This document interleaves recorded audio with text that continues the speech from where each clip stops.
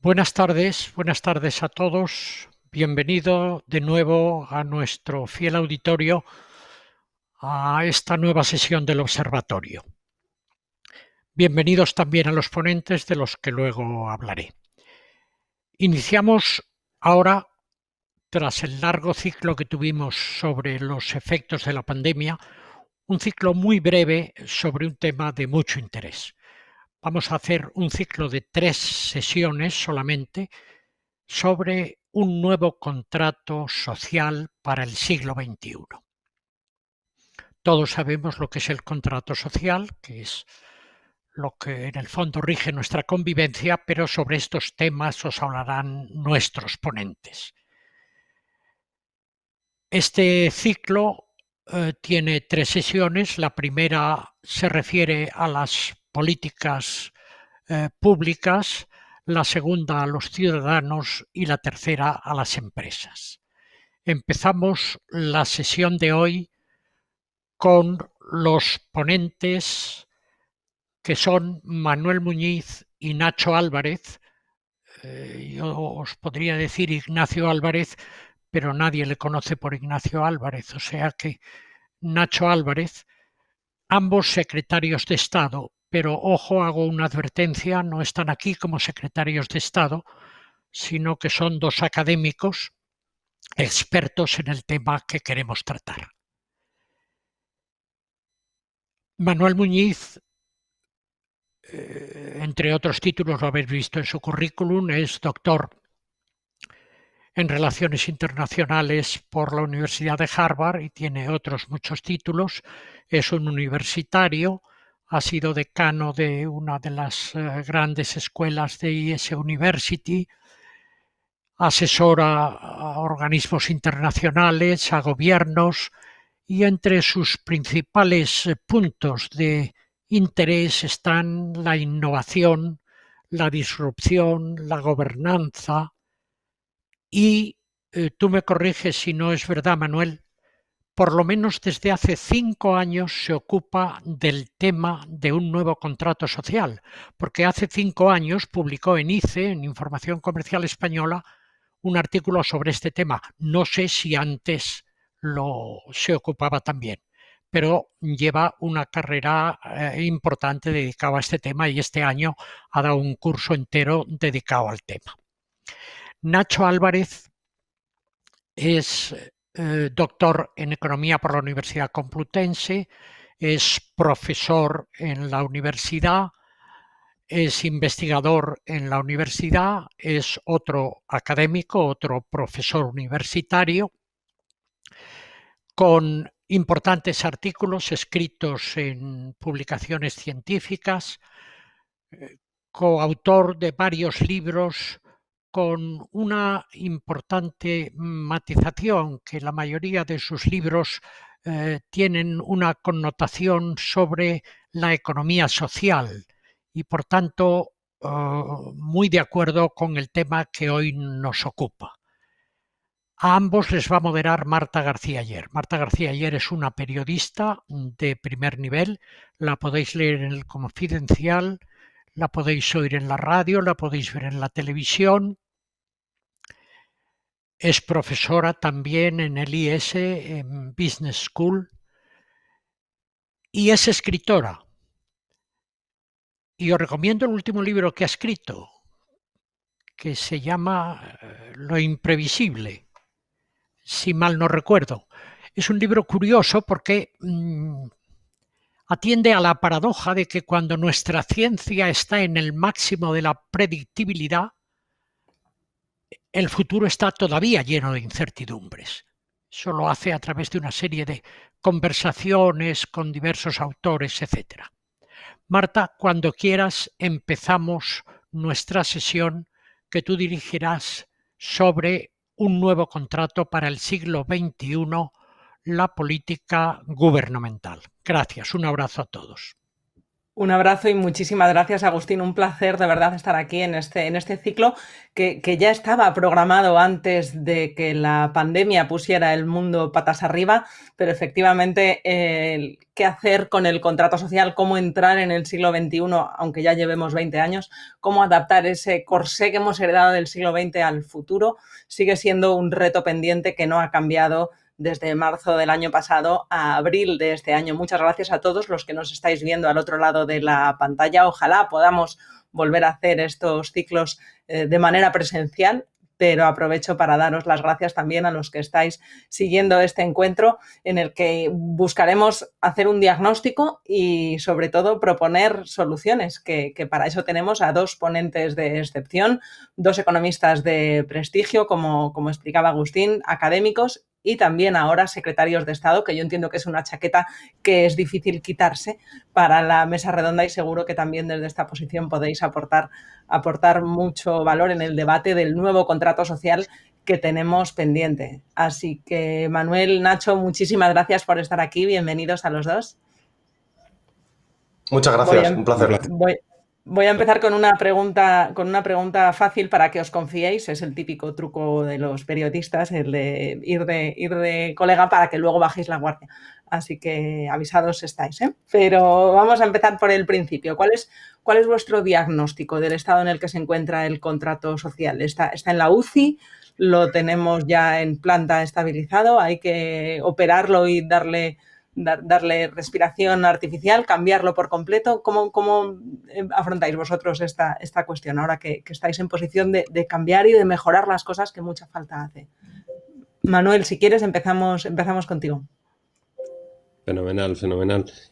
Bueno, espero que se me oiga bien porque antes estaba entrando con un pequeño retraso, pero espero que se me oiga bien. Bueno, es un placer estar con vosotros y la verdad que es un placer y un privilegio compartir la sesión con Nacho, del que me apetece aprender mucho, ¿no?, sobre esta cuestión. Yo lo que he trabajado esto y el ámbito que a mí me compete, que es el ámbito internacional, ¿no? Pues claro, nos lleva a una pregunta. Nos lleva el orden internacional y su desarrollo en los últimos 10-15 años a una pregunta de por qué estamos viendo el aumento en la inestabilidad de la arquitectura internacional, ¿no? Y al final acabamos en una pregunta sobre contrato social, ¿no? Porque si en los años 90 una de las tesis dominantes, ¿no?, de las relaciones internacionales, bueno, ya fue algo controvertida en su momento, pero era la tesis de Fukuyama y otros, ¿no?, de que habíamos alcanzado el final de la historia, las democracias liberales y los sistemas de libre mercado se iban a extender por todo el mundo, ¿no? Esto era el final de la Guerra Fría. Bueno, pues hoy nos encontramos en un momento en el que la historia ha vuelto y hay una verdadera colisión de modelos. Hay una buena parte del mundo donde estos sistemas se cuestionan, tanto a nivel político como a nivel económico, y de hecho si uno suma las notas del concierto de las relaciones internacionales de los últimos 15-20 años, con el ascenso del nacionalpopulismo, la reversión de parte de los procesos de integración regional, como por ejemplo con la salida del Reino Unido de la Unión Europea, ¿no?, por ejemplo. Claro, el concierto que dibuja es un concierto de fuerte revisión de esa arquitectura, ¿no? Entonces, la pregunta que nos hacemos los internacionalistas es ¿por qué, no? ¿Por qué se introduce este ruido? Y una de las respuestas es que en parte se ha producido esa fractura del contrato social, ¿no? Y yo quería mostrar solamente 2 o 3 diapositivas muy rápidamente, porque quiero arrojar una explicación profundamente económica a esta respuesta, ¿no?, y una explicación económica a la fractura de este contrato. Voy a utilizar algún dato americano porque son los más cuantiosos, los más voluminosos que yo tengo, y voy a ir muy rápido, ¿no? Esto que veis aquí es una animación. Ahora le vamos a dar en un minuto para que podáis ver lo que se produce a lo largo del tiempo, pero lo que estáis viendo aquí es una curva en la que observamos es la distribución en el crecimiento de rentas en Estados Unidos en los últimos 34 años, ¿no? Esto es si estuviésemos sentados en 1987 o instalados en ese año y nos preguntáramos cómo se ha distribuido el crecimiento económico de los 34 años anteriores. a lo largo de renta americanos más ricos a la derecha de esta gráfica y a los norteamericanos más pobres en términos de renta a la izquierda, y ahí veis que más o menos el crecimiento ha sido razonablemente equitativo, con un crecimiento cercano al 2% en las últimas 3 décadas para los percentiles más bajos de renta, etcétera. Bueno, ya el top 1%, que lo veis ahí a la derecha, empieza a capturar una parte considerable del crecimiento, pero bueno, más o menos hay una distribución equitativa, ¿no? Pero si uno le da hacia adelante, no sé si, Fernando, si le podemos dar esto hacia adelante para que se vea lo que pasa a lo largo del tiempo, desde los años 80 esto empieza a avanzar. Bueno, los datos que son de Saez y de Piketty llegan hasta el 14. La animación la hizo el New York Times, por cierto, pero lo que vemos es que si uno ya está en el 2014 y mira hacia atrás, lo que descubre es que la amplísima mayoría del crecimiento en renta de los 34 años anteriores la ha concentrado un porcentaje muy reducido de la población norteamericana, ¿no? El top 1% o incluso el top 0,1%, que empieza a ser ya incluso significativo en términos de distribución de renta, ese 0,1, ¿no? De hecho, hay economistas norteamericanos que en estos momentos utilizan una categoría ya que es los 400, las 400 personas que más renta tienen, ¿no? Porque ese colectivo cambia la forma de las curvas y de las gráficas de distribución, ¿no? De hecho, hay aquí un hecho relevante aquí, es que solamente del percentil 70 en adelante se ven crecimientos superiores al 1% en los 34 años anteriores, ¿no? De hecho, os doy un dato, de nuevo esto es en Estados Unidos, el caso europeo es menos dramático, pero esto sí se produce en buena parte de las economías avanzadas europeas también. En Estados Unidos el 70% de los hogares no vio ningún crecimiento de renta en términos reales en los últimos 30 años, ¿no? Es un periodo, por cierto, en el que el PIB norteamericano pues a lo mejor creció del orden de 12 veces, ¿no? Y sin embargo ese crecimiento se concentró en un grupo muy concreto y en el centro y en la parte baja de la distribución de rentas no se vio ningún crecimiento, ¿no? Si pudiéramos poner la siguiente diapositiva, esto está produciendo esta congelación de rentas que os comentaba. Como decía, esto es así en muchos países. Esto es el porcentaje de hogares que tuvieron rentas planas o decrecientes en estos países en el periodo 2005 a 2014. Como veis, en Italia prácticamente más del 90% de los hogares, Estados Unidos más del 80%, o sea, una clara congelación de rentas en el medio. Bueno, esto es un periodo menor, del 2005 al 2014. Hay países como en el caso norteamericano donde esa congelación data de hace 3 décadas, ¿no? Si podemos pasar a la siguiente diapositiva, quería enseñar una de esto. Cabe preguntarse por qué, ¿no? ¿Por qué se está produciendo? Una de las tesis fundamentales es porque se ha producido un cambio en el modelo productivo que tiene su manifestación más clara en el mercado laboral. Hay un grupo de economistas americanos que vienen trabajando esto porque en el largo está este cambio en el modelo productivo, en el impacto de la tecnología en el mercado laboral, el desplazamiento de ciertos empleos y de ciertas funciones dentro de ciertos empleos, producen el agregado esto, que es de las gráficas más chocantes que yo he visto en los últimos años, que los americanos lo llaman es la divergencia o el decoupling entre productividad y rentas del trabajo, ¿no? Lo que veis aquí es en la línea que es un azul más clarito, ¿no? Prácticamente un verde. Ahí tenéis el crecimiento en productividad en la economía norteamericana. Estos son datos de la economía norteamericana, pero en este caso sí que vemos tendencias parecidas en economías europeas. Y lo que tenéis en las líneas abajo, la que es un poco un azul y ese morado clarito, ¿no? Ahí tenéis la retribución de las rentas del trabajo de lo que ellos llaman non-supervisory workers o la mediana en las rentas del trabajo, lo cual os viene a indicar que desde los años 70 a esta parte hemos sido capaces de aumentar en productividad sin que esa productividad cayera a través de salarios y alimentara o sostuviera una clase media de tenedores de rentas del trabajo, ¿no? Esto es lo que algunos economistas han referido a esto como una fractura del contrato social, porque si le preguntarais a un economista que intentara resumir en una única frase, ¿no?, la tesis fundamental del modelo de crecimiento económico en los últimos 100, 150 años es que a través de ganancias en productividad, estas caen a través de las rentas del trabajo, que es la principal herramienta redistributiva de rentas, realmente mucho más allá que que incluso que los programas de distribución imponen en prestaciones y servicios públicos, y sostiene esa clase media, ¿no? Entonces, hemos sido capaces de ganar en productividad sin incrementar los salarios o el volumen total de rentas dedicadas a salarios, ¿no? Esto, como digo, tiene algo que ver con el cambio de modelo de productividad y con el impacto de la tecnología en este. Si puedo poner una última diapositiva, a esto le ha acompañado una política muy contradictoria en términos fiscales, ¿no? Y os quería enseñar de nuevo una de las gráficas también más chocantes que yo he visto en los últimos años. Esta es del 2019. Es de un economista francés que trabaja en Estados Unidos que se llama Gabriel Zucman, que ha hecho trabajo sobre esto, sobre la presión fiscal sobre las rentas. Y lo que os muestra aquí es la presión fiscal total, o sea, federal, estatal y local, en IRPF, esto es sobre personas físicas, según su nivel de renta, ¿no? Y el año. Entonces, a la derecha tenéis como, de nuevo, los americanos con rentas más altas. Como os decía, hay una categoría ya que pone top 400, ¿no? En el año 52, después de la Guerra Mundial, de la Segunda Guerra Mundial, la presión fiscal era del entorno del 60 y pico %, ese era el total. Pero si le damos hacia adelante, Fernando, veis la animación. Esto es a través de reformas fiscales de todo tipo.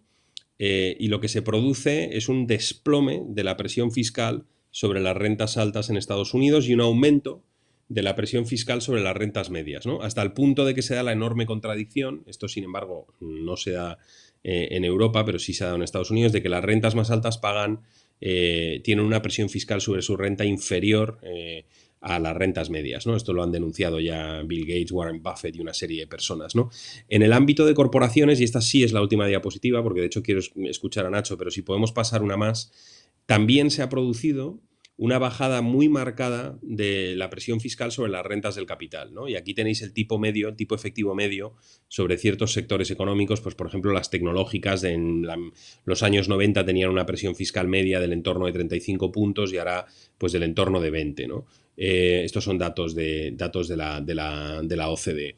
Entonces, fijaros la contradicción, ¿no? Y aquí termino, ¿no?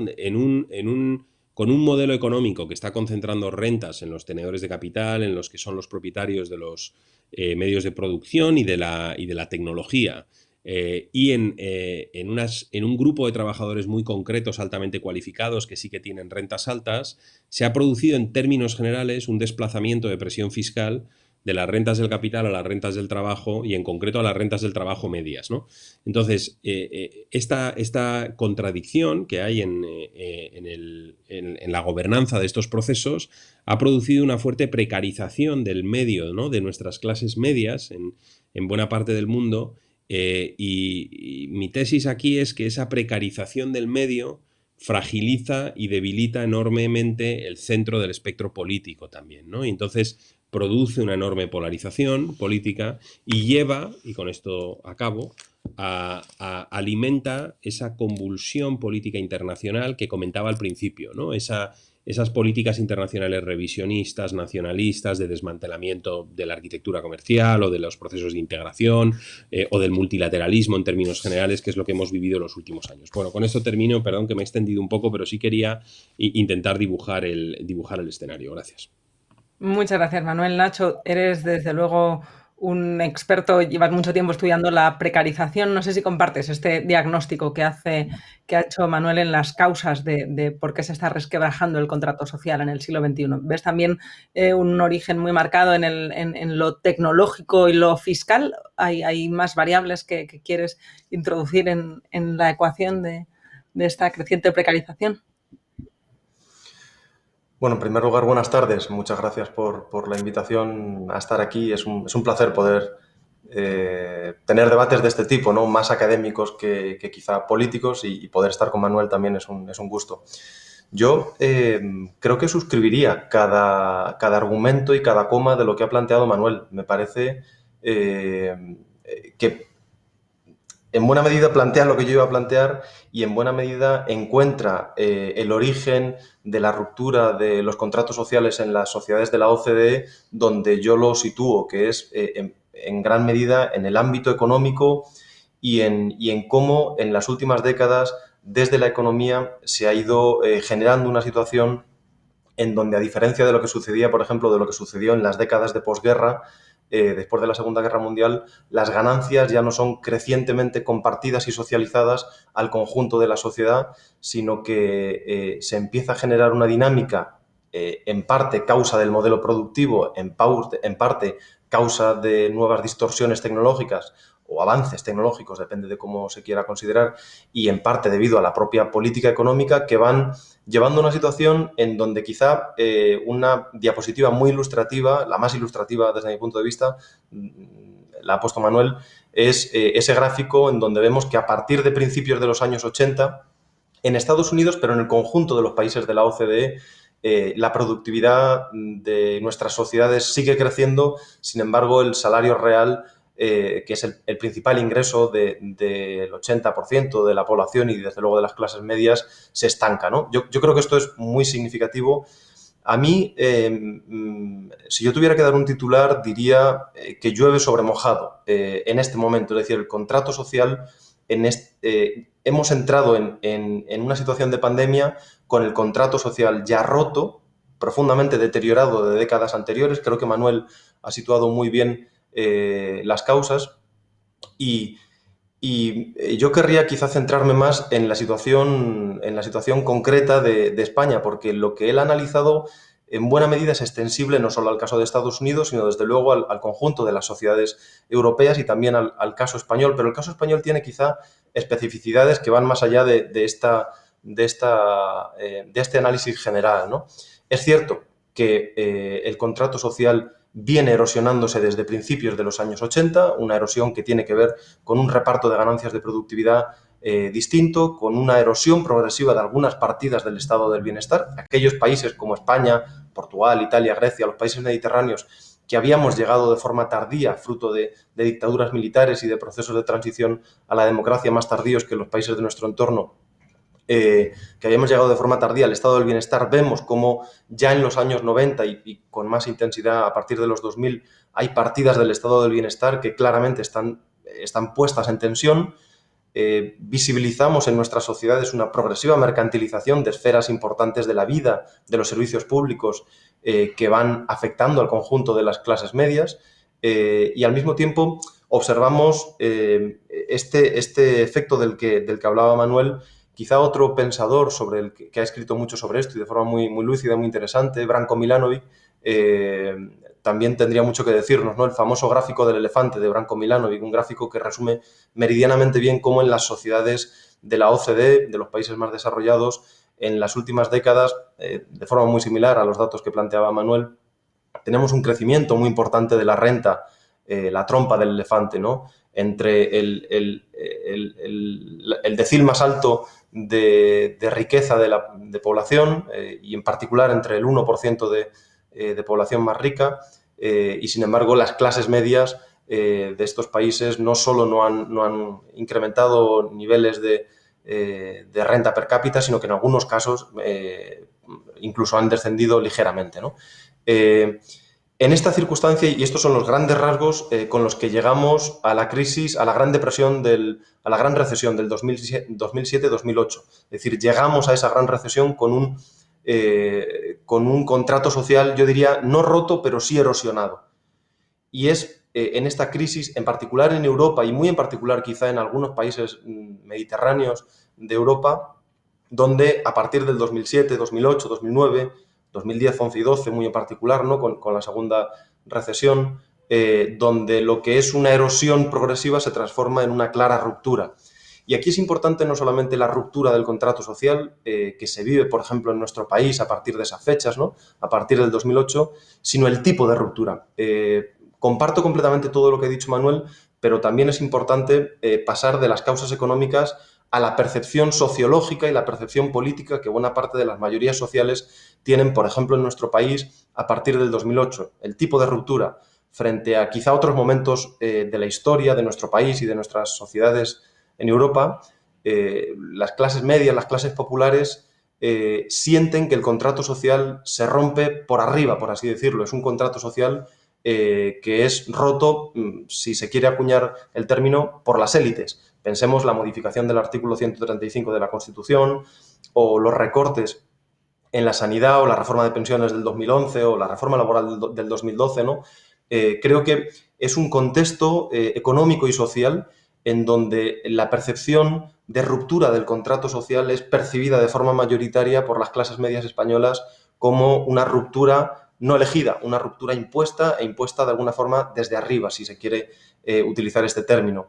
Y por eso ya desde 2014-2015 en nuestro país yo creo que tenemos múltiples voces intelectuales, políticas, hablando de la necesidad de reconstruir el contrato social, de la necesidad de alumbrar un nuevo contrato social para el siglo XXI, pero al mismo tiempo voces que dialogan con una cierta dificultad con el hecho de que el contrato social ha sido roto, pero no se ha roto por casualidad, no han sido fenómenos meteorológicos los que lo han roto, sino que además de todos los fenómenos de los que hablaba yo creo que muy acertadamente Manuel, hay fenómenos concretos, muy nítidos, que la población, en este caso la española, ¿no?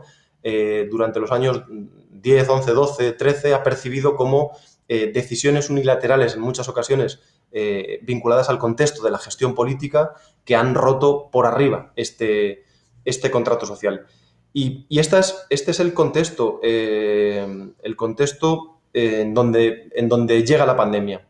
Una pandemia que aterriza en una sociedad, las sociedades de la OCDE, pero muy en particular la sociedad española, en donde ya el contrato social no solo se ha erosionado, sino que está percibido por amplias capas de la sociedad como un contrato roto, y por lo tanto la pandemia nos sitúa, yo diría, en un escenario de riesgos potenciales, pero también de oportunidades potenciales. Yo no sé si es un defecto el excesivo optimismo, pero percibo más oportunidades que riesgos en este momento, pero hay claros riesgos, ¿no? El riesgo es evidente. La pandemia sobreviene en una sociedad fuertemente tensada ya, después de una década de erosión de algunas partidas del Estado social, del contrato social, y precisamente por esta ruptura, ¿no?, previa del contrato social, una sociedad ya fuertemente polarizada. Y por lo tanto, yo creo que el riesgo potencial de la pandemia de aterrizar en una sociedad ya fuertemente polarizada, en donde el contrato social se ha roto, es precisamente el de reforzar las tendencias a una si lo queremos decir así, a una cierta descomposición de los lazos sociales y políticos que han mantenido unidas nuestras sociedades europeas, occidentales y en particular la española, sobre valores relativamente compartidos. Yo creo que este riesgo potencial es evidente y lo percibimos todos en este momento, pero al mismo tiempo yo querría destacar más que el riesgo la oportunidad, ¿no? Nuestra sociedad era consciente antes de que llegase la pandemia de que el contrato social se había erosionado profundamente, se había roto. Teníamos, por ejemplo, una constitución que plantea derechos sociales muy claros que es evidente que no se cumplen, y esto es una percepción muy clara por parte de la sociedad española. No se cumplen y por lo tanto la pandemia nos da una enorme oportunidad. Yo creo que hace ver al conjunto de la sociedad, al conjunto de quienes tomamos decisiones políticas, al conjunto de las fuerzas políticas, la necesidad de unirnos en torno a un objetivo. El objetivo, en primer lugar, ha sido muy claro, un objetivo sanitario, pero mi impresión es que después, y una vez que se ha superado el objetivo sanitario y la fase más dura de la pandemia, seguramente va a ser posible reflexionar en torno a la necesidad de reconstruir un contrato social y, por lo tanto, ponernos manos a la obra también en lo que tiene que ver con objetivos económicos y sociales. Sucedió después de la Segunda Guerra Mundial, ¿no? La reconstrucción después de una herida social es quizá más fácil en tanto en cuanto hay valores que pueden ser compartidos. Tenemos el riesgo en el que nos sitúa la excesiva polarización, pero tenemos la oportunidad vinculada al despliegue precisamente de unos fondos europeos como tenemos en este momento en Europa, a un programa, a una suerte de New Deal como nunca habíamos tenido en Europa, que puede facilitar, si somos inteligentes, la reconstrucción de un contrato social y la superación de un modelo de gestión que profundizó la ruptura del contrato social como fue el modelo de la austeridad, ¿no? Yo me atrevería a decir que si en nuestro país y en los países de nuestro entorno somos capaces de recoger un cierto espíritu de solidaridad que ha desplegado la gestión frente a la pandemia, estoy pensando en España, por ejemplo, el espíritu de los balcones, en realidad podríamos avanzar firmemente en esta reconstrucción del contrato social. Seguramente después entremos en qué perfiles deben de caracterizar esta reconstrucción del contrato social. Pero me parece que no es tanto una tarea ideológica de tal o cual fuerza política, sino que es una tarea de todos, una tarea del conjunto de la sociedad, reconstruir contratos sociales que hagan que las mayorías sociales se sientan de nuevo incluidas y perciban cómo las ganancias son compartidas por el conjunto de las capas sociales.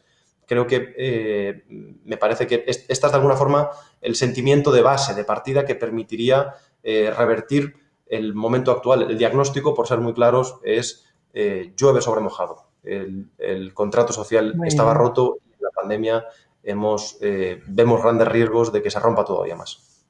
Pues muchas gracias, Nacho, por esta introducción. Os pediría a los dos, que sé que sois muy disciplinados, que mantengamos breves las intervenciones para facilitar el diálogo entre vosotros, que me parece que va a ser lo más interesante, porque es que el tiempo se nos va volando. Y aprovecho también para invitar a todos los que nos están viendo que nos envíen sus preguntas. Pueden hacerlo a través del sistema, que yo luego se las trasladaré a los secretarios de Estado al final de la sesión.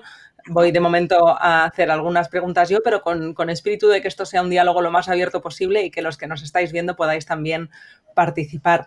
Desde luego, Nacho, el titular con el que yo me quedaba en este momento es el de que suscribes cada coma.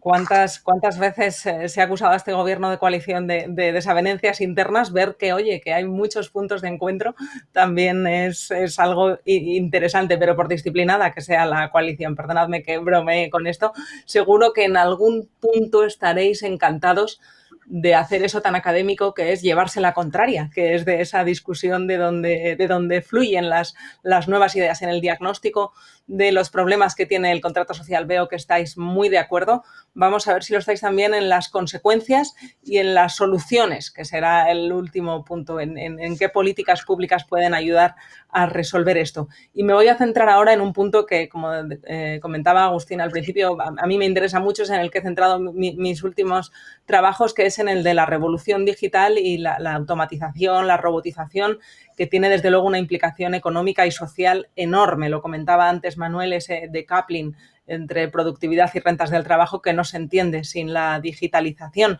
¿Vosotros cómo veis este desafío ahora mismo desde el punto de vista del contrato social? ¿Puede ayudar la digitalización? Hemos visto que en pandemia el teletrabajo, por ejemplo, ha sido una revolución que ha ayudado a aumentar la productividad. Los confinamientos, si no hubieran sido un desastre muy superior para la economía está mostrándose elástica, está siendo cada vez más capaz de adaptarse a una situación tan complicada como esta. La tecnología juega un papel, un desafío sin duda en muchos aspectos de lo regulatorio, pero ¿cómo lo valoráis en su relación con el contrato social? ¿Hay que también ser optimistas con esta mayor automatización y robotización o os mostráis más escépticos, más preventivos de las consecuencias negativas que pueda tener? Manuel, ¿cómo lo ves? Que has escrito también mucho de esto. Sí, bueno, una reacción rápida a una cosa que ha dicho Nacho, ¿no? Que es esta idea del fracaso de las élites, ¿no? De hecho, yo hace un tiempo me acuerdo que escribí sobre esto hablando de la era antiélites, ¿no? Porque había una reacción en contra de aquellas élites intelectuales, económicas y políticas que habían presidido, que habían tutelado este proceso, ¿no? de precarización del medio, ¿no? Y de distribución tan desigual de los retornos en nuestra economía. Y esto es importante porque en el fondo de lo que estamos hablando, y voy a enhebrarlo con la respuesta a tu pregunta, Marta, es de un problema de gestión de la prosperidad, ¿no? Esto a la gente a lo mejor le cuesta percibirlo así, precisamente porque han padecido esa congelación de rentas o ese decrecimiento de rentas, ¿no? Pero antes de la pandemia, y la corrección económica que producía por la pandemia va a ser significativa, pero Estados Unidos recuperó a los pocos años de la crisis financiera del 2007-2008, había recuperado sus niveles de PIB precrisis y estaba batiendo sus cifras de Producto Interior Bruto. El Reino Unido igual, España golpeó de nuevo cifras récord de PIB, como digo, antes de la pandemia, ¿no? Estamos en niveles históricamente altos de prosperidad en el agregado, ¿no? Entonces, la globalización, la transformación tecnológica,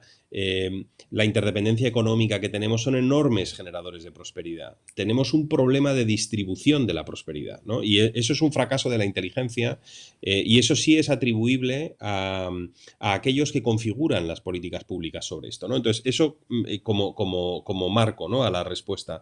Y un apunte adicional, y con esto estoy de acuerdo también con Nacho, probablemente no nos separemos en eso, ¿no?, pero en el diagnóstico creo que coincidimos. Es muy llamativo cómo en la respuesta a la pandemia todos, y cuando digo todos me refiero a las patronales, a los sindicatos, a los gobiernos, a las organizaciones multilaterales como el Banco Mundial, el FMI, la OCDE, es abrumador el consenso que hay de que se debe evitar una salida de esta crisis que produzca mayor desigualdad y falta de equidad, ¿no? No es el momento de la austeridad, es el momento de invertir, de gastar, de sostener empleo, sostener tejido productivo. Y la respuesta económica ha sido tan distinta en esta crisis a la de la anterior, ¿no? A través de ERTES, que es sostener empleo, ¿no?, mucho más granular, más capilar, a través de avales y de créditos públicos a pymes preeminentemente, porque son cientos de miles las empresas que se han beneficiado de estos programas, ¿no? Nosotros, España fue la presidenta de la OCDE el año pasado, y yo participé en multitud de reuniones de la ministerial, y era extraordinario el nivel de consenso. Tenemos que salir en este momento sin implementar políticas de austeridad, políticas que distribuyan crecimiento y sostengan empleo, invirtiendo en transición ecológica y digitalización. Luego hay muchos matices y detalles, ¿no?, pero ese consenso no existió en el 2008-2009.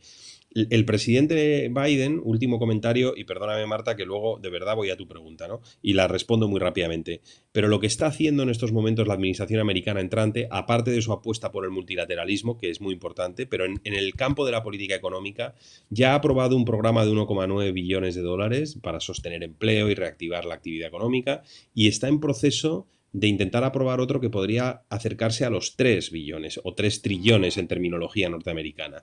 Están hablando de infraestructura humana, de apoyo a la educación, de infraestructura física, digital. O sea, es una auténtica revolución, y lo van a hacer precisamente financiándolo con mayores impuestos al capital, ¿no? O sea que, digo para aquellos que nos siguen, ¿no?, que estos sonidos... Es interesante ver cómo la política económica internacional está empezando de forma muy marcada en Estados Unidos a recoger lo que se está diciendo hoy aquí, ¿no? Y es que tenemos esa brecha y esa fractura del contrato que en parte se resuelve a través de una política pública concreta. Sobre tecnologías emergentes y empleo, ¿no? Solo quiero hacer aquí unos apuntes rápidos. La velocidad de transformación de nuestro mercado laboral no tiene precedentes, o sea, hay precedentes de transformaciones análogas, o sea, de que el sector secundario o el sector primario prácticamente dejaran de ser sectores importantes en términos de generación de empleo, porque se convertía, por ejemplo, pues el sector servicios, ¿no?, en el principal empleador, pero no una transición a la velocidad que estamos viviendo, ¿no?, que hay una obsolescencia o un desplazamiento de ciertos empleos o funciones, sobre todo funciones dentro de empleos, ¿no?, que están viéndose desplazadas por tecnología.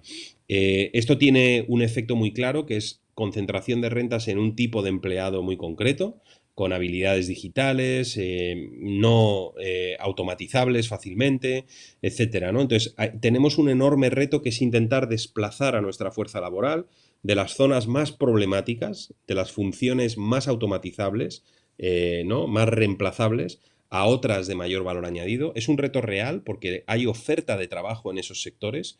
Todavía no sabemos si habrá tanta oferta ahí como el empleo que se desplaza por estas tecnologías, pero os garantizo que hay millones de empleos que no se llenan en la Unión Europea, porque no estamos siendo capaces de producir el tipo de formación adecuada para que la gente los ocupe, ¿no? Entonces hay un problema de capacitación y de capital humano, ¿no?, un reto, y yo ahí creo que, y de hecho por eso en el plan de recuperación español hay una partida tan significativa destinada a capacidades digitales, ¿no? Yo luego veo dos retos adicionales. Bueno, veo el de la fiscalidad, que mencionábamos antes. Tenemos un reto de tracción fiscal sobre la actividad digital, pero lo estamos abordando en el marco de la OCDE. Hay un reto enorme de competencia. Los mercados digitales tienen una pulsión oligopolística, si no monopolística en algunos casos, y estamos intentando recalibrar entre todos la política de competencia, y esto yo creo que es vital, ¿no? Y lo estamos viendo en muchos mercados. Y luego añadiría un último tema, a ver qué opinión le merece esto también a Nacho, pero esto también forma parte del debate en el seno de la coalición y del programa y del plan de recuperación español, que es la tendencia a la concentración geográfica en la economía del conocimiento y la economía de la innovación, ¿no? Y os doy un dato solo, y perdonad que siga utilizando cifras americanas, pero vamos, esto se repite en terceras geografías. En los últimos 15 años, el 90% del empleo en tecnología, en el sector tecnológico, se concentró en Estados Unidos en 5 ciudades, ¿no? San José y Seattle, ¿no? El resto del país no vio crecimiento en este tipo de empleo. Si veis dónde se concentran las patentes, dónde se concentran los papers académicos y científicos, dónde se concentra el emprendimiento, ¿no? La creación de startups y su escalabilidad, es en lugares geográficos muy concretos, ¿no? Y esto nos rompe el modelo económico y político si no se intermedia y si no se modera, ¿no? Y ese es un tema que en Estados Unidos ya es muy evidente, ¿no? Y luego, de hecho, por cierto, si veis las fallas políticas que hay en nuestros países, muchas veces las trazan estas líneas geográficas entre lo que aquí se ha venido a denominar la España vaciada, ¿no? La periferia a la que se vacía de talento y de oportunidad para que se concentre en polos muy concretos, ¿no? Entonces, yo ahí creo que tenemos un reto de construir un emprendimiento y una economía del conocimiento y de la innovación mejor distribuida geográficamente. Eso se hace a través de infraestructura, de la apuesta pública por nodos específicos y clústeres en lugares concretos, ¿no? Y de partenariados público-privados para intentar contener esta fuerza tremenda de concentración, ¿no? Así que yo veo esos retos, pero en general, y por terminar donde empecé, creo que es un reto de inteligencia, porque en el agregado es evidente que la innovación y la tecnología son la mayor fuente de ganancias en productividad que tenemos en estos momentos y por lo tanto bien gobernadas pues son una fuente de prosperidad, ¿no? Pero es un problema de gobernanza. La principal fuente de riqueza y de motor ahora de la economía que podemos tener y siguiendo al hilo de lo que decía Manuel, ¿qué gobernanza le falta a esta nueva tecnología? Creo, Marta, que preguntas por lo que a mí me parece que es la cuestión medular cuando uno habla del contrato social y es la dinámica laboral. Me parece que el mundo del mercado de trabajo sigue siendo el mundo en donde el contrato social de forma principal y prioritaria se destruye y se reconstruye, ¿no? Yo soy de los que piensa que, desde luego, la política puede y debe reconstruir el contrato social. Es decir, la política tiene capacidad de hacerlo. Pero quiero desarrollar un poco este planteamiento, no quiero extenderme mucho. La política puede y debe, y para esto hace falta también pensar la política laboral. Y me voy a detener un poco en eso. ¿Por qué? Porque Manuel decía algo con lo que, bueno, que es una evidencia, ¿no? Hoy vivimos en sociedades con niveles históricamente altos de prosperidad. Y es cierto, basta con ver el nivel de PIB per cápita que hoy tiene España o que hoy tiene Estados Unidos o las sociedades de nuestro entorno para darse cuenta que hoy es netamente superior al que era en los años 70 y al que era en los años 50 y anterior. Pero esto convive con una contradicción que creo que cualquier joven que nos esté escuchando conoce perfectamente. Mi padre pudo tener acceso a un mercado laboral que era seguramente más estable desde luego era más estable que al que yo accedí hace unos años. Pero es que el mercado laboral al que yo accedí era un mercado laboral más estable que producía una menor sensación de inestabilidad emocional y personal que al que van a acceder los jóvenes en este momento. Esta tesis, la tesis de Richard Sennett, ¿no? del conocido sociólogo norteamericano Richard Sennett, en su libro La corrosión del carácter, es importante porque no solamente importan las tasas de paro en valores agregados, importa también la percepción que la gente tiene de su vida y de su trayectoria laboral, por supuesto, pero también profesional, vital prácticamente, ¿no? Y esta percepción de que hoy el mercado de trabajo es un mercado, no solo en España, en general en nuestra sociedad, es un mercado líquido, un mercado precario, un mercado que dificulta la realización de horizontes vitales, que dificulta decisiones cruciales como la emancipación, decisiones que nuestros padres pudieron hacer antes de lo que lo harán a lo mejor los jóvenes que hoy están en el mercado de trabajo constituye un elemento de corrosión, no solo del carácter, como diría Richard Sennett, sino también de corrosión del contrato social. Y, por lo tanto, creo que debemos de prestar una atención especial a la cuestión laboral, al mundo del trabajo. ¿Y por qué lo digo? Pues lo digo por enlazar primero con la pregunta, pero también con algo que planteaba Manuel. Hoy estamos asistiendo a un cambio, yo diría, muy importante. Todavía no podemos decir que sea un cambio de paradigma, pero puede que lo sea, en política macroeconómica y en política fiscal. Tenemos que, frente a la década que vivimos hace los últimos 10 años, una década de austeridad, de recortes, los países europeos, Biden en Estados Unidos, han adoptado decisiones en la dirección opuesta. Una política fiscal fuertemente expansiva que permita la reconstrucción de nuestras economías tras la pandemia sobre la base de programas nítidamente keynesianos que sitúen a la política fiscal como un instrumento de reconstrucción económica y social que facilite la reducción del desempleo y que garantice no solamente tasas de crecimiento económico rápidas, prosperidad económica, sino también cambios en el modelo productivo. Por ejemplo, el plan de reconstrucción, de recuperación y resiliencia que está discutiendo España con la Comisión Europea en este momento, claramente va en esa dirección. No se trata solamente de que la economía se recupere en el muy corto plazo, que también, sino de que vaya sentando las bases de un nuevo modelo de crecimiento económico. Pero creo que todo esto no tiene mucho sentido, o mejor dicho, todo esto está cojo, ¿no? Este cambio en la política fiscal, este cambio en la política tributaria. Hoy vemos que el Fondo Monetario Internacional y la Secretaria de Estado del Tesoro en Estados Unidos son quienes plantean, y no lo hacen ya los partidos de la izquierda en Europa, ¿no? Sino son precisamente instituciones como el Fondo Monetario Internacional o el Gobierno de Estados Unidos quienes plantean la necesidad de impuestos a los ricos, impuestos a las grandes fortunas, y esto es un cambio sustancial. Pero, sin embargo, este cambio quedaría cojo si no hablamos de los cambios que necesitamos en el mercado de trabajo. Y esto es importante también, porque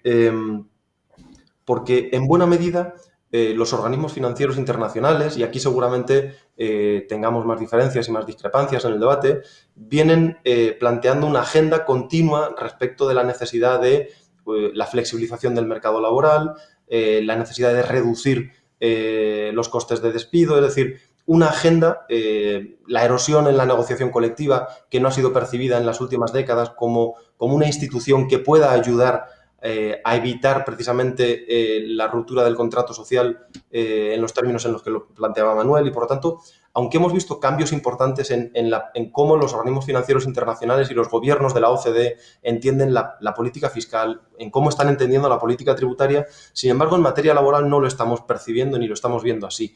Y, por lo tanto, en un contexto, y retomo la pregunta, en donde asistimos a un fuerte proceso de automatización y de robotización y en donde las relaciones laborales están cambiando de forma rápida, si no somos capaces de plantear una nueva política laboral, un nuevo marco de relaciones laborales moderno, que mira al futuro, no que mira al pasado, pero que mira al futuro siendo consciente de que estamos en un contexto en donde las ganancias de productividad ya no se reparten porque se acumulan en muy pocas manos, no seremos capaces de atender los retos de los que hablaba Manuel. Fiar al Estado, a las administraciones públicas, toda la capacidad de redistribución no va a ser posible. Aunque volvamos a la fiscalidad de Eisenhower, pensemos la fiscalidad de Eisenhower, de la que nos hablaba Manuel, ¿no? Tipos efectivos máximos del 60%. Ojo, y era un gobierno republicano en Estados Unidos, no un gobierno demócrata. Aunque volvamos a esa fiscalidad, la política redistributiva que llevan a cabo las administraciones públicas tiene que ser complementada con un mercado laboral que no genere tanta inequidad de partida. Es decir, si el mercado laboral genera mucha inequidad de partida, después la administración pública tiene que venir a resolverlo y no puede resolverlo todo. Y, por lo tanto, necesitamos repensar las instituciones del mercado de trabajo para que no generen esa inequidad de partida. La agenda del consenso de Washington tradicional, pero aquí no hemos cambiado mucho, también de los organismos financieros en los últimos años, sigue manteniendo una apuesta de alguna forma por ese mercado fluido, por ese mercado ultra flexible, que a Richard Sennett le lleva a hablar de la corrosión del carácter y de las dificultades de las nuevas generaciones de realizar proyectos profesionales y vitales acorde con sus bueno, con sus horizontes, pero al mismo tiempo sigue generando un contexto en donde las ganancias de productividad difícilmente pueden ser compartidas por mucho que volvamos a tener la fiscalidad de Eisenhower, ¿no? Y por lo tanto creo que el contexto de crecimiento de productividad que se puede desencadenar a costa de la robotización y como consecuencia de la incorporación de nuevas tecnologías al mercado de trabajo exige replantear y repensar la negociación colectiva. Tiene que ser una negociación colectiva que facilite y permita un equilibrio en el mercado laboral y ganancias compartidas entre rentas del trabajo y rentas del capital. Debemos de repensar, seguramente no en el muy corto plazo, pero sí con carácter de medio plazo, las reducciones en la jornada laboral, igual que ha sucedido a lo largo del último siglo, para propiciar mejoras en el reparto de la productividad. Creo que sin estos pasos adelante será difícil la reconstrucción del contrato social y más en un contexto de fuerte robotización y automatización del mercado laboral. Pues muchas gracias, Nacho. Habéis comentado asuntos desde luego cruciales y muy interesantes. Yo titulé mi último libro Lo imprevisible porque, como estáis diciendo, la robotización al final está alcanzando a todo lo que sean rutinas y todo lo que pueda ser susceptible de automatizarse, todo lo que sea una rutina se termina automatizando. Al fin y al cabo, Richard Sennett escribió La corrosión del carácter hace más de 20 años, 25 casi.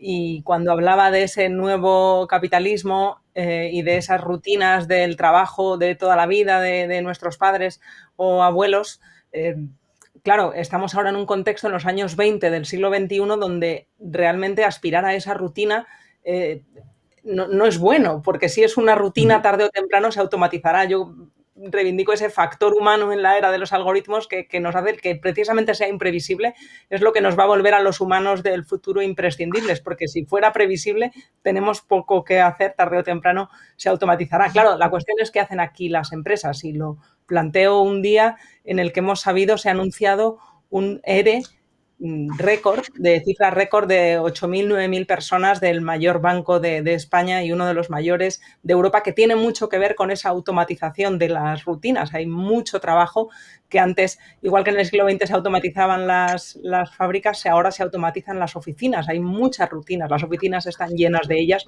y se van automatizando. ¿Qué papel? Mencionabas antes, Manuel, que los fondos europeos del Plan de Resiliencia habla de la importancia de la digitalización y de la formación en digitalización para evitar que la robotización destruya empleos y los cree. La clave está en la educación, pero aquí, bueno, habrá que remodelar el sistema educativo, potenciar la FP, sé que el gobierno está en ello, pero ¿qué papel se le va a pedir a las empresas? Para que no se desplace de una manera tan veloz la gente que no encaja en los nuevos puestos de trabajo, que son muchos del futuro. El micro, Manuel, perdona. Esto, si no pasa una vez por lo menos, no has tenido una sesión virtual como Dios manda. En primer lugar, muy de acuerdo con lo que estaba diciendo antes Nacho, ¿no? Que al margen de que repensemos el resto de instrumentos distributivos, ¿no? Los temas de competencia, bueno, la política de competencia, la política fiscal, nuevas medidas e instrumentos redistributivos, como puede ser, por ejemplo, el ingreso mínimo vital, que lo es, ¿no? Claro, al final la gran herramienta de distribución en nuestras economías es el trabajo, ¿no? Entonces yo creo que debate muy profundo. En España hemos avanzado ya en este frente, pues a través de la regulación del mercado del trabajo en la economía de las plataformas, ¿no? En la gig economy, que ahí hay un debate muy importante también de falta de derechos, ¿no? De buena parte de la masa laboral que hay en esos espacios, ¿no? Pero sí, lo que comentas de formación, o sea, que hay un debate que en estos momentos es teórico, ¿no? Que es, yo antes lo comentaba de soslayo, ¿no? Y es si las nuevas categorías de empleo que se van a generar van a ser suficientes en volumen a los empleos que se van a ver desplazados, ¿no? Por la transformación tecnológica. Bueno, y aquí hay dos grandes tesis, ¿no? Una es que históricamente siempre ha sido así, bueno, que finalmente estas revoluciones producían nuevos empleos en cuantía, por lo general, además empleos que concentraban mayores salarios, etcétera. Y hay otra que es que esta transformación es muy distinta, ¿no? Porque ya no estamos transformando exclusivamente o desplazando funciones rutinarias que hacíamos a través de la fuerza física, humana o animal, sino que es a través de la inteligencia artificial y otros, se está empezando a sustituir verdadera capacidad de procesamiento y por lo tanto es una sustitución más profunda y que hace que el salto a los nuevos empleos, los que fuere, sea mayor, ¿no? Entonces, aunque se generen suficientes empleos nuevos, se tardará en llegar a un punto de equilibrio nuevo y por lo tanto nos vamos a un periodo sostenido de escasez de empleo, ¿no? De escasez de empleo y de dificultad a la hora de emplear, pues sobre todo a la gente joven que está entrando en el mercado laboral en los sectores que ahora pues están demandando empleo en la frontera tecnológica, ¿no? Pero bueno, sin entrar en ese debate, porque realmente está muy abierto y si alguien, yo creo, tiene una opinión muy marcada y muy contundente sobre esto, pues yo automáticamente la abordaría con cierta sospecha, la verdad, porque estamos en el campo de la especulación. Lo que sí que sabemos es lo que yo estaba comentando antes. Prácticamente en las encuestas que se hacen a empresas y a agencias de talento y de contratación, aparece de manera muy marcada la percepción por parte de los empleadores de que, de que el pool de conocimientos no se corresponde con las necesidades que ellos tienen, ¿no? Que les falta gente formada en ciertas cuestiones, ¿no? Los datos de la Comisión Europea, los últimos a los que yo he tenido acceso, decían que del orden de 2 millones de puestos de trabajo en la Unión Europea pues no se llenaban porque no había gente con la formación adecuada, ¿no? Entonces parece que hay una distancia que sí que se puede recorrer sin necesidad de entrar en un debate más estructural, ¿no? Sobre cuál va a ser el neto de puestos de trabajo al final de este proceso de transformación, que además tampoco sabemos cuánto va a durar. El aspecto positivo, el elemento positivo de este debate, es que sí que sabemos el tipo de empleos que se están empezando a demandar, ¿no? O sea, y si pudiéramos trazar o ordenar los empleos a lo largo de 2 ejes, ¿no? Pues empleos que tienen un componente social o empático, y empleos que tienen un componente, por ejemplo, cuantitativo o técnico, y en el ámbito cuantitativo, sobre todo, conocimientos y habilidades digitales. Bueno, los empleos que se posicionan entre esos 2 ejes, a poder ser incluso, en el mejor de los supuestos, una combinación de ambos, hemos visto crecimiento en esas categorías. Y donde hemos visto de crecimiento y se espera aún más es precisamente, Marta, en lo que tú estabas diciendo antes, ¿no? Los que son más rutinarios, que implican menor contacto con la gente.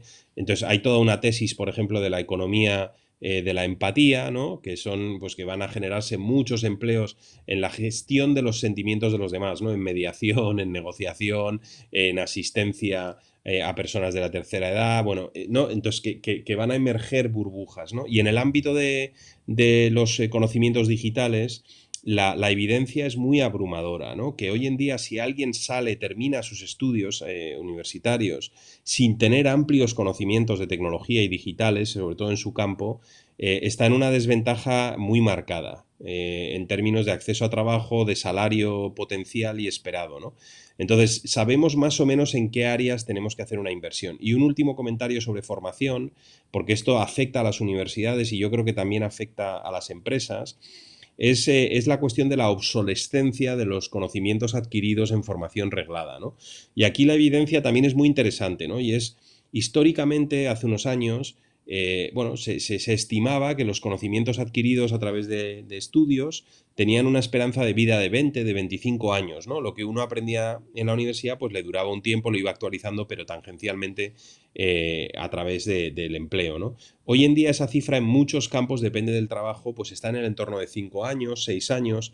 La obsolescencia, eso significa que lo que alguien aprende en primero, de marketing digital, por ejemplo, cuando se ha graduado al año, eso está obsoleto, ¿no? Porque las plataformas son distintas, las metodologías son distintas. Entonces, es evidente que nos vamos a tener que mover a un modelo donde hagamos menos front loading, ¿no? Menos carga temprana de formación y probablemente una formación más granular, más quirúrgica y más modular a lo largo de la carrera, ¿no? Y ahí las empresas juegan un papel importante porque tienen que hacer un esfuerzo también de reskilling de su propia fuerza laboral, ¿no? Entonces, yo creo que ahí, así como el mercado del trabajo es una de las claves, seguro, creo que el espacio del capital humano y de la formación y el desplazar a nuestra fuerza laboral a la frontera tecnológica va a ser claramente una de las válvulas para reducir enormemente el nivel de estrés o de tensión o de dolor social y económico que la transición en el mercado laboral está produciendo, ¿no? Ya te digo, no sé si será suficiente, o sea, que es necesario, es necesario. No sé si será suficiente porque a lo mejor esta transformación nos lleva a un periodo sostenido de tiempo donde todavía tenemos pues niveles de empleo deprimidos porque las nuevas categorías pues ya, como digo, generan menos, ¿no? Y una última observación interesante al hilo de una cosa que decía Nacho sobre aumentar o reducir la jornada laboral o el número de días en empleo. Que yo sé que esto genera un debate enormemente encendido, ¿no?, en nuestro país, sobre todo ahora que hay un programa piloto, ¿no?, para testar la semana de 4 días, etcétera. Pero la realidad es que las sociedades humanas, desde que hemos producido ganancias en productividad a través de la implementación de tecnología y de automatización de procesos, hemos aumentado enormemente la ociosidad o la dependencia de aquellos o ¿no?, de aquellos que sí que son productivos, ¿no? La mera existencia del fin, por ejemplo, de los periodos de vacaciones u otros, son una manifestación de ese proceso, que es somos tan productivos que podemos permitirnos trabajar menos tiempo. Entonces, no sería extraordinario. De hecho, si alguien tuviese la capacidad de ver la historia económica de la humanidad en los últimos 250 años, la vería casi como una carrera hacia la ociosidad, ¿no?, hacia tener mayores espacios de tiempo para la reflexión, para la formación, para la familia, para lo que fuere, pero no necesariamente para estar volcado en procesos productivos. Y eso es una consecuencia simplemente del aumento de productividad que hemos visto en las últimas décadas. Manuel, os traslado, vamos a tener que ir terminando, pero quedan varias preguntas que está trasladándonos el público, insigne público, debo decir, que están encendiendo el debate, muy interesantes. Voy a trasladároslas porque el debate se ha trasladado al chat. Dice Rafael Domenech, que seguro es un nombre que os resulta familiar. Os da la enhorabuena, por supuesto, y os agradece a los dos, Manuel y Nacho, la participación en un observatorio que destaca por su interés. Coinciden muchos diagnósticos con vosotros, Rafa Domenech, pero dice que con la finalidad de contribuir al debate les gustaría plantear algunas discrepancias, como por ejemplo que lo que ocurre en Estados Unidos en términos de desigualdad no se puede generalizar a otras sociedades avanzadas. Y aunque buena parte del discurso internacional se vea muy influido, muy motivado por lo que ocurre en este país también a nivel académico, que al final marca el debate, aunque luego, es verdad, el Estado social en Europa se diferencia mucho del estadounidense. Y por subrayaros un par de ideas que plantea Rafa, dice que en España el contrato social y... Espera, que lo tengo aquí. La percepción sobre la desigualdad, esto creo que va directamente, Nacho, así podemos enlazarlo con tu participación. La percepción sobre la desigualdad es hoy peor que hace un par de décadas. También en España, la percepción, aunque la evidencia no avala necesariamente esta percepción. Se han construido, dice Domenech, narrativas que se ven avaladas por la comparación de muchos datos y es particularmente cierto en términos de medidas agregadas de bienestar social que tienen en cuenta el consumo público y privado, la desigualdad, el empleo y la esperanza de vida. También Elena Pisonero participa en este debate y os traslada el agradecimiento por el interés de la mesa redonda, pero está muy de acuerdo con Rafael Domenech en que la situación de Estados Unidos no es aplicable a Europa. Cree que el foco debería ponerse en acelerar la transformación de nuestro modelo productivo con una buena colaboración gobierno, empresas, ciudadanos, para que sea del siglo XXI en lugar de intentar hacer recaer la redistribución sobre un modelo que ya está decayendo, dice Pisonero, que la generación de nuevas riquezas se produce en otras áreas geográficas que no van a pagar impuestos para mantener nuestro bienestar local. Como veis, el debate del contrato social da mucho juego. En el diagnóstico parece que estamos todos de acuerdo, en las soluciones ya varía un poco la cosa. Así que, Nacho, te paso la palabra para que cuentes cómo lo ves y luego os traslado un par de preguntitas más que nos manda el público y con las que terminaremos. Intento ser telegráfico. Creo que bienvenidos al debate. Es más que necesario sobre estas cuestiones si realmente queremos reconstruir un contrato social en nuestro país, ¿no? Hombre, me parece que quizá es verdad que la evolución de la desigualdad en Estados Unidos no es comparable a la de ninguna sociedad europea. Estados Unidos en este sentido está algo alejado de las sociedades europeas, pero me parece que que en Europa y en España hemos vivido procesos análogos y muy en particular durante la última década. Creo que lo que ha pasado durante la última década en nuestro país ha sido muy determinante. El papel que jugó la austeridad, el papel que jugó la devaluación salarial y las reformas laborales que propiciaron esta devaluación salarial, creo que generaron primero una realidad de que los ajustes no eran compartidos por todo el mundo de igual modo. Pensemos en el efecto de la devaluación salarial, se hizo recaer más drásticamente sobre las dos deciles de población con menores ingresos que sobre el resto de la población, y por lo tanto esto es lo que contribuye precisamente a esas percepciones sobre la desigualdad, que no son meras percepciones construidas sobre la base de narrativas. Yo aquí discrepo, ¿no? O sea, estoy de acuerdo con que no se pueda asimilar directamente el caso de Estados Unidos al de España o al de los países europeos, pero discrepo con que sean las narrativas las meras constructoras de las percepciones.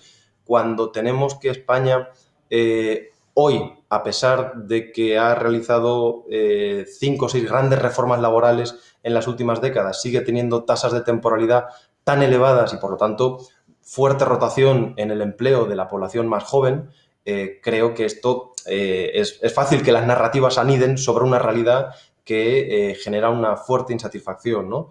Y por lo tanto yo creo que la reconstrucción del contrato social exige elementos redistributivos y exige también, insisto mucho, porque creo que discutimos mucho sobre la redistribución fiscal y no está de más hacerlo, pero creo que exige un replanteamiento de nuestro mercado de trabajo que genere como punto de partida menos desigualdad y que genere como punto de partida más estabilidad.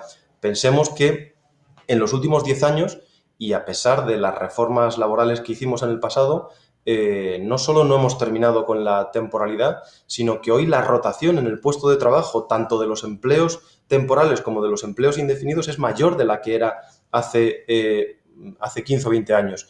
Quizá estamos necesariamente forzados a ir hacia sociedades en donde el trabajo no es lo que era hace unas décadas. Esto es evidente, pero al mismo tiempo que el 40% de los contratos indefinidos tengan una duración inferior a un año, establece, yo diría, una situación, en particular en nuestro mercado laboral, que hace inviable para buena parte de la población el acceso a la vivienda, la continuidad laboral incluso en su propio sector y, por lo tanto, la acumulación de capital humano y las ganancias de productividad en el marco de la empresa. Y esto exige, yo diría, un replanteamiento del marco tributario para, desde mi punto de vista, avanzar en la dirección que está planteando el Fondo Monetario Internacional, es decir, impuestos que permitan financiar la salida de la crisis en buena medida sostenidos por quien tiene más renta y más patrimonio, pero yo diría aún en mayor medida replantear un marco laboral que no genere tanta inequidad como punto de partida, ¿no? Como el punto de partida. Estupendo. Voy a trasladaros muy rápidamente 2 preguntas que nos lanzan José y Gonzalo. Andando en las felicitaciones a la mesa, José pregunta, bueno, que hay un consenso obviamente entre los especialistas en que España tiene un serio problema de productividad, también de desempleo, como comentabais. ¿Cómo aunar ese déficit con un nuevo contrato social, más cuando se compite en un mundo globalizado? Que tiene además mucho que ver también con el interés de Gonzalo en la duda que plantea. ¿Cómo recuperar el contrato social con un mercado laboral con 5 millones de parados? ¿No habrá que centrarse antes en promover el crecimiento y el empleo, antes de mejorar las condiciones, esto lo añado yo, de aquellos que ya lo tienen? Plantea Gonzalo. Y como nos estamos quedando sin tiempo, añado a estas preguntas de José Gonzalo la última que os quería hacer en la idea de las soluciones desde la política, esos 5 millones de parados tan presentes. Si pudierais, esta pregunta va para los dos, tener la varita mágica que hiciera aplicable en España, en Europa, una sola medida que sí depende de los gobiernos, ¿cuál sería la que creéis que más determinante sería para avanzar en la mejora del contrato social y de la vida, sobre todo de esas personas que quieren empleo y no lo encuentran? Y además os pido brevedad, casi nada, ¿eh?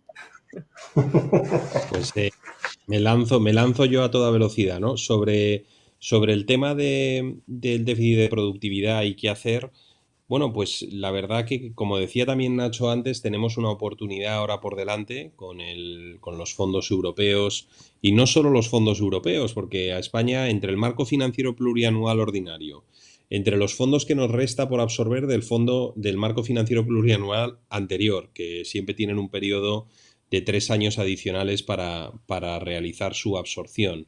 Y los propios Next Generation estamos hablando de que nuestro país va a tener una ventana de oportunidad para realizar inversiones y gastos muy significativos en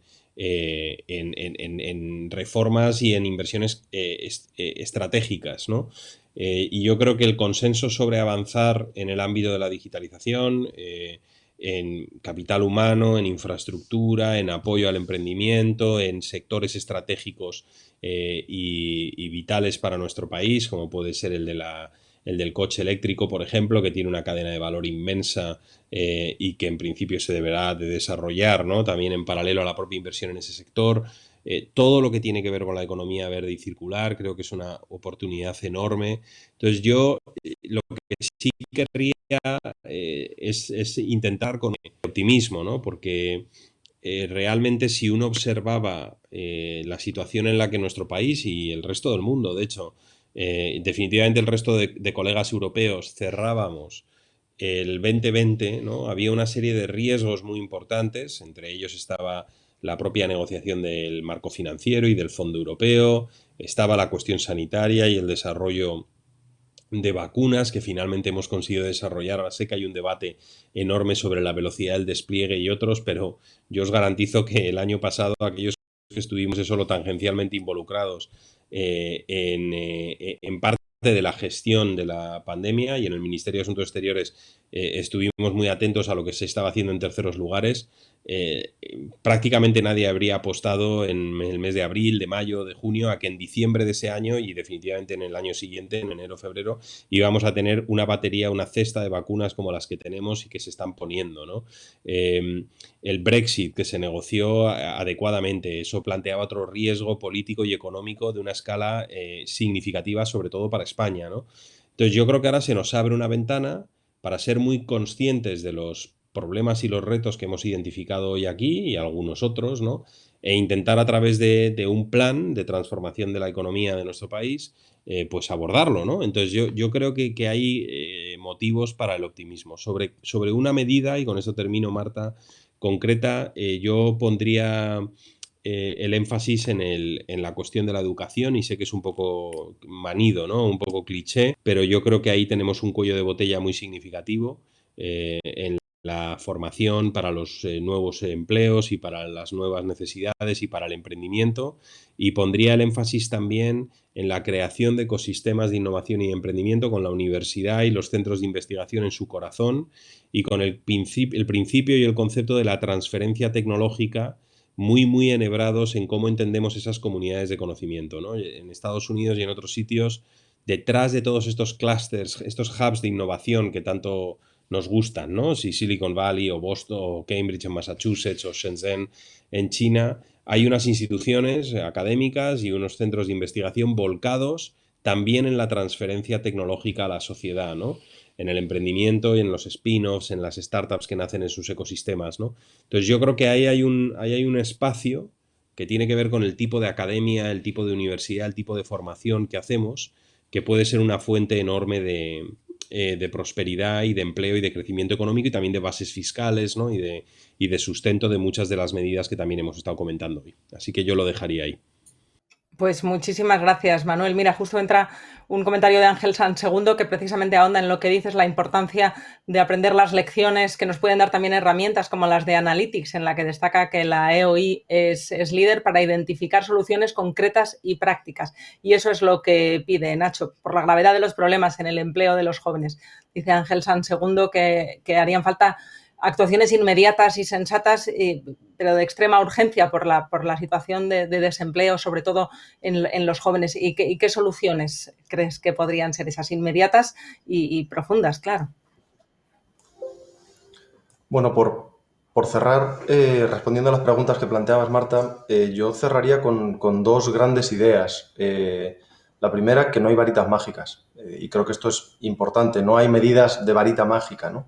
Y la segunda, y vinculado a esto, es que tampoco hay un trade-off, no hay que elegir entre resolver el problema de productividad, resolver el problema de desempleo que tiene nuestro país o mejorar las condiciones laborales y mejorar la equidad. Creo que es un falso dilema, sinceramente. Me parece que en este contexto resolver la posibilidad de construir un contrato social y reconstruir el contrato social que tuvo este país pasa precisamente por atender esos frentes de forma simultánea, asumiendo que no hay varitas mágicas fáciles, ¿no?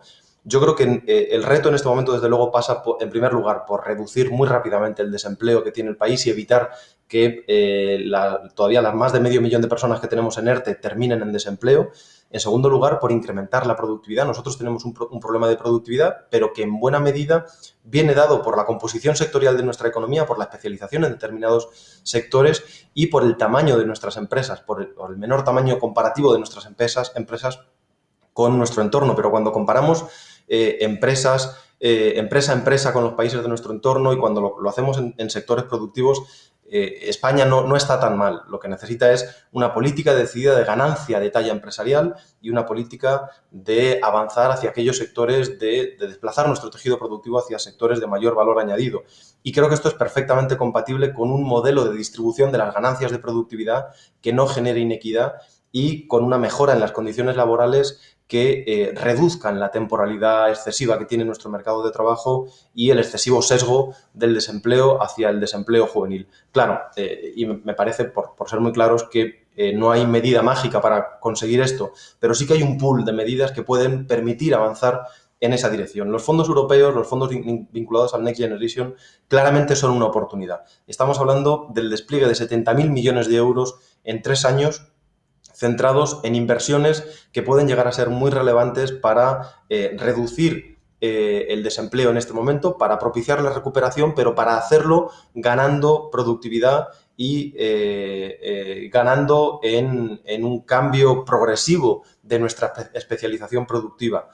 Creo que son conocidas, ¿no?, las partidas de inversión que se van a orientar precisamente a la mejora de la educación, muy en particular a la mejora de la formación profesional y a una revisión de las políticas activas de empleo, a una importante transición ecológica y transición energética. No me extiendo sobre ello porque son conocidas y creo que permiten, de alguna forma, no sencillamente dopar el mecanismo de estímulo keynesiano, sino hacerlo precisamente pensando no solo en el corto plazo, sino también en el medio plazo y en el futuro y en la necesidad de que avancemos en este cambio de modelo.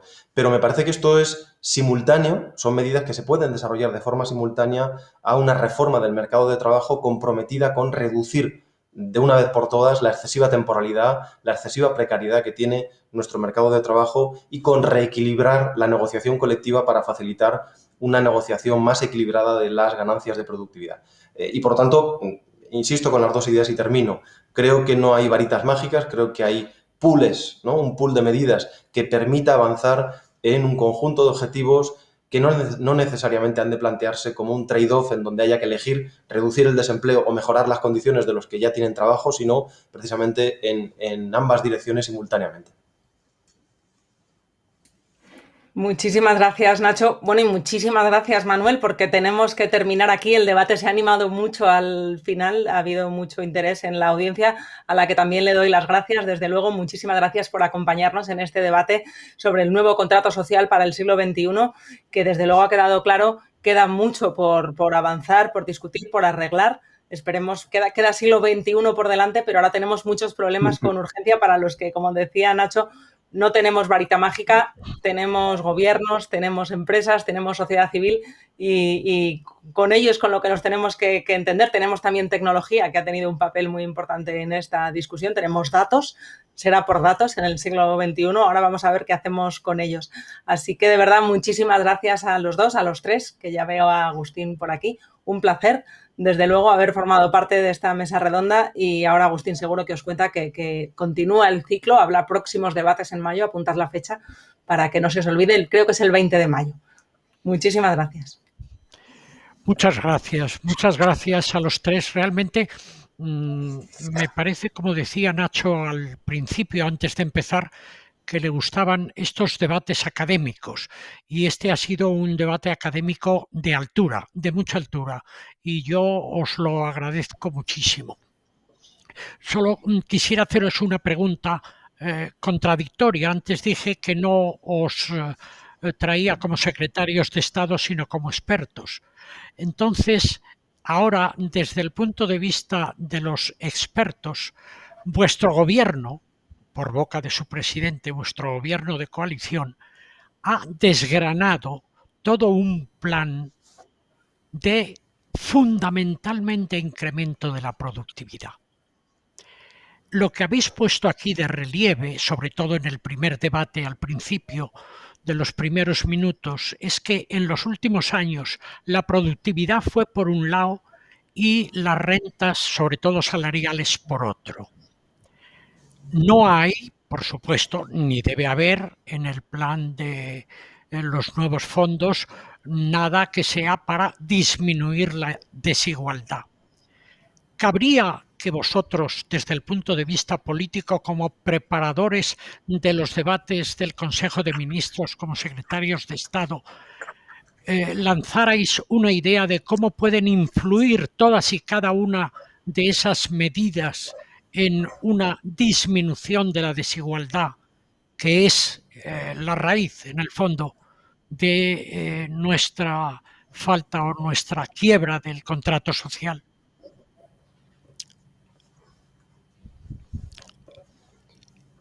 Contesto yo muy rápido, me adelanto y dejo después el turno a Manuel.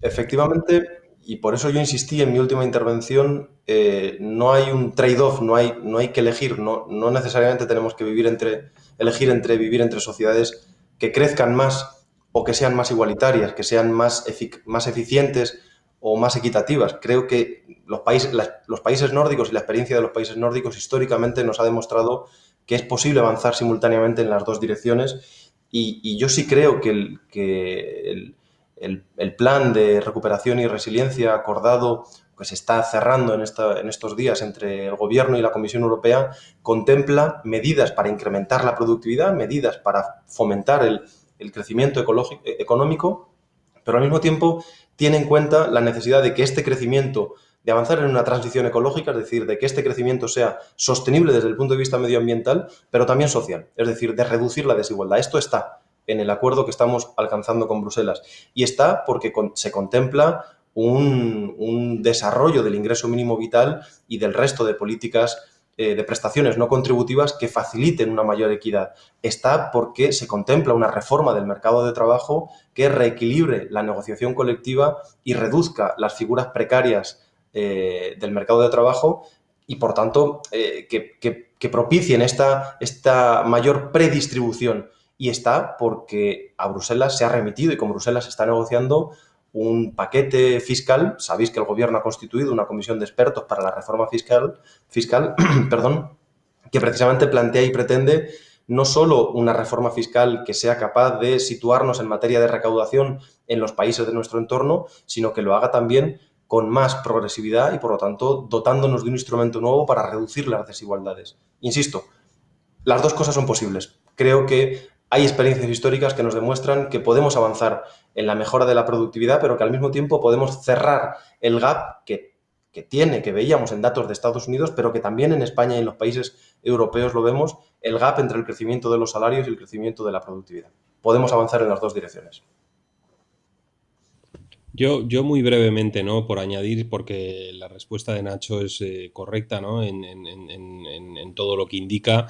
En el ámbito internacional, lo que sí que quería señalar es que también tiene que haber una lógica entre esta discusión que estamos teniendo ya aquí y el propio plan para España y lo que estamos defendiendo internacionalmente, ¿no? Y aquí os llevo también a la discusión que estamos teniendo en el seno de la OCDE. Antes había una pregunta, creo que era la de Elena, sobre competencia fiscal internacional, ¿no? Ya tenemos sobre la mesa una propuesta para fijar un tipo mínimo del impuesto de sociedades a nivel internacional, o de llegar a un acuerdo global para la fiscalidad de las actividades digitales, ¿no? Entonces, yo creo que es muy importante que desde nuestra diplomacia económica llevemos esta urgencia y esta necesidad de introducir elementos de equidad muy importantes en el modelo económico nacional e internacional, ¿no? Antes mencionaba Nacho el ingreso mínimo vital, que España ha marcado ahí una senda, ¿no? Y de hecho se ha convertido en un punto de referencia en este debate, y nosotros venimos teniendo conversaciones con colegas de terceros países del mundo sobre esta cuestión, ¿no? Entonces, yo creo que tenemos que ser coherentes en lo que proyectamos internacionalmente y en el tipo de acuerdos y estructuras y arquitectura de gobernanza que construimos globalmente en el ámbito de la fiscalidad y otros, ¿no? O sea que yo creo que esto está muy presente estaba ya muy presente en el acuerdo de coalición antes de la crisis, y creo que se está manifestando tanto en las políticas que se están implementando de gestión de la pandemia y de gestión tanto sanitaria como económica, como en el propio plan de recuperación post-pandemia, ¿no? Muchísimas gracias a los dos.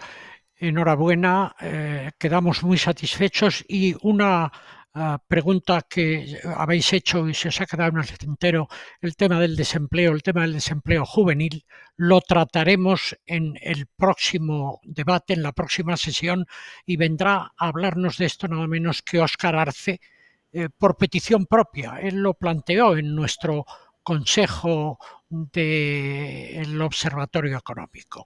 Muchas gracias, Marta, muchas gracias, Manuel, muchas gracias, Nacho, que ha sido todo muy ilustrativo. Gracias a todos. Muchas gracias por la invitación.